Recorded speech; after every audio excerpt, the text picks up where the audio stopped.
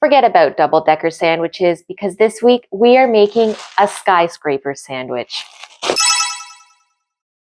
We are making the tallest sandwich that you or I has ever seen or eaten. This sandwich has 9 fillings. How do you even eat it? We are going to also be using white bread and brown bread, and we have a few little friends for garnishes on the top. Maybe we should put bets on whether I can take one full bite of the sandwich or not. This week's recipe comes from Marguerite Patton's Everyday Cookbook, which is a really solid cookbook. If you don't have it and you happen to see it while you're out thrifting, please pick it up. And while it's not quite a recipe, more than just an assembly of things, I wouldn't call it easy because this prep took quite a bit of time. Let me show you the picture of what the sandwich should look like. Then I'll introduce you to the fillings, and then we'll make our sandwich together and we'll see how mine compares. Let's get started.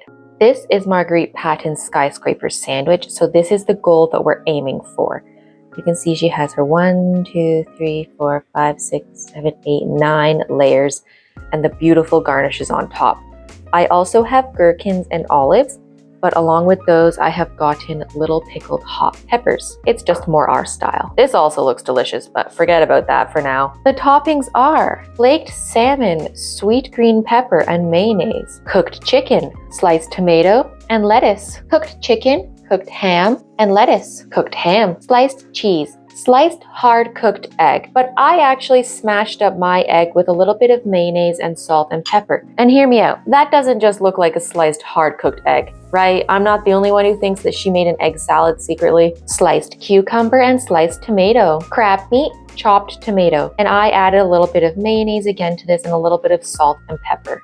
So the first thing we've got to do before we can start stacking anything is to butter 10 slices of bread, 5 white and 5 brown. I'm gonna butter just one side of each because I don't want the butter to stick to my counter, but I'm also gonna skip the first 2 slices. I actually ate the little nub ends for breakfast. Anyways, I'm gonna butter just one side of these, and then as I stack the sandwich, let's say this is buttered, boom, then I'll butter that side. Every side of the bread does kind of need to be buttered when you're making a sandwich. This is because, I'm sure you know, but it keeps the bread from going soggy. It basically is a shield between the filling and the bread. It's also just really delicious. Use salted butter too, by the way. I find it interesting that this uses white and brown bread. Like, it's just trying to get as much variety in this recipe as possible. Okay, let's get buttering. My salted butter, nice and softened, but not melty.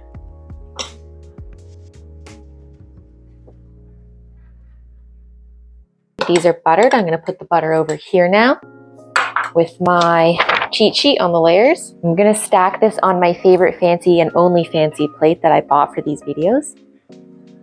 Let's get stacking.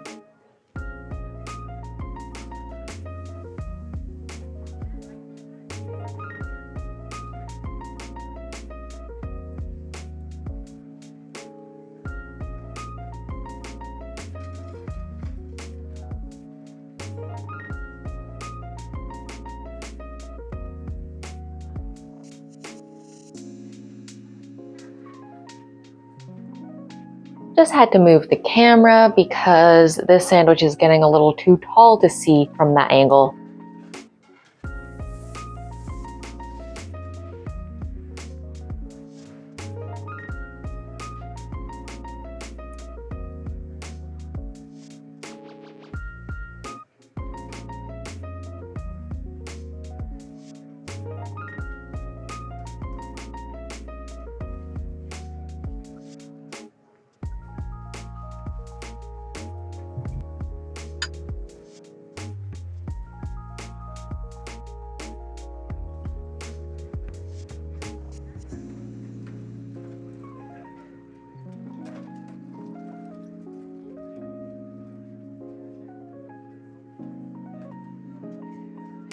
How does someone eat a sandwich bigger than their head?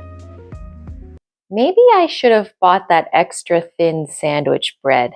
This is way taller and way more ridiculous than I imagined it was going to be, and I really love it. Let's see if I can at least get a little bit of a taster and give it a rating.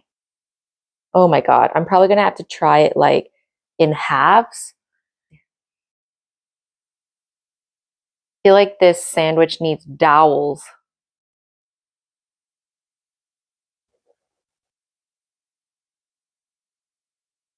Not the best. Oh my God, not the best cut in the world. Ha ha ha. Oh boy. Let's open it up. It's beautiful. That's gorgeous. Let me adorn the bigger half for Richard. How do you eat this? Oh my God.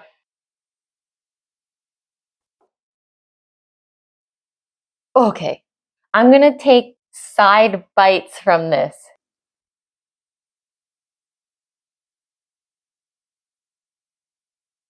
Sandwichy. Oh! I'm sorry you had to see that. It's a good sandwich. You can't really have too much sauce in a stacked sandwich like this, so it does lose some points for that from me. Because honestly, I would love more mayo in all of the salads and mustard on almost every layer. Nice Dijon mustard. So it loses a few points for lack of mayo and mustard or other sauces. But let's rate it on this cross section. Now, I realized after making it that Marguerite did something sneaky. She stacked her sandwich opposite to how she listed the ingredients. So hers actually ends with the crab salad. Mine begins with it. Whatever. Looking at this cross section, I don't really know what her goal was. She seems to have like a lot of green around here and then only a little here and then like red here, here, and here, pink here and here, and like chicken there and there. I don't know if that's because she was expecting that people who want chicken will take the chickeny bits, people who want ham will take this bit, and people who want massive amounts of tomato will take this bit. But in terms of like an overall aesthetic, I would have probably spread out the greens, the pinks, the reds more evenly so that it looks even more beautiful. Because really, why you're making this skyscraper sandwich, I think, besides the fact that it's ridiculously fun, is for this cross-section picture and the wow factor. So in terms of that, I think that she could have organized this a little bit better. That being said, my rating for the skyscraper sandwich is 7 out of 10. Super fun idea, very cool to open, and a decently average sandwich. I hope you try this at home. If you do, let me know in the comments below. And if you enjoy vintage recipes and kind of exploring old recipes at the same time as me, give me a subscribe. If you don't subscribe, this is going to happen to all of my recipes. So please, save a sandwich and subscribe now. I'll see you next week on Vintage Recipe Hero.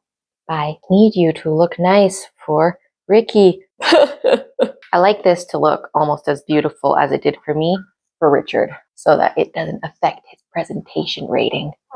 Which, if you want to see what he thinks of this sandwich, you should check out this playlist.